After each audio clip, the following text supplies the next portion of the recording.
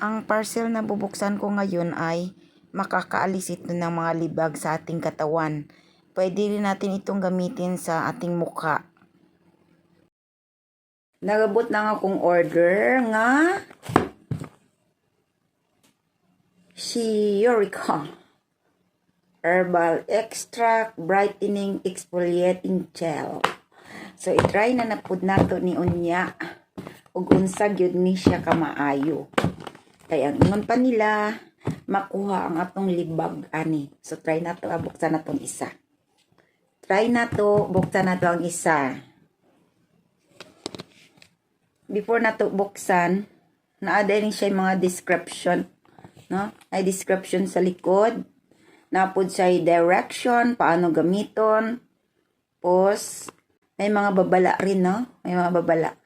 So, herbal talaga ito, no? Buksan na natin.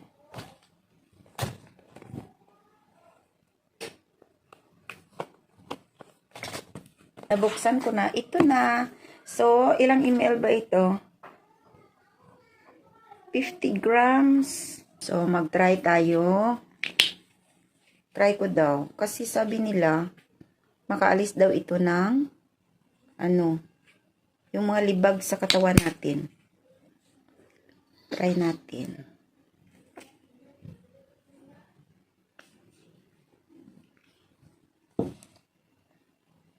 Ayan.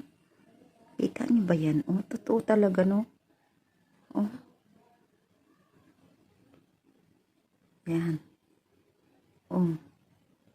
Tingnan niyo. Sa kamay ko.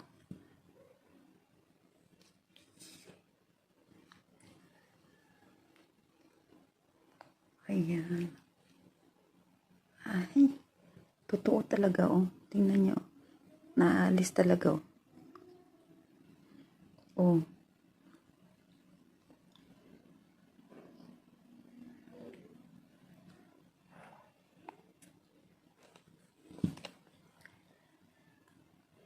Oh. Ang ganda. Ang ganda niya. Yung libag ko, tingnan nyo. Sa kamay ko, saka sa mukha ko. So, totoo pala. Totoo pala na nakakaalis talaga ng mga libag sa ating katawan.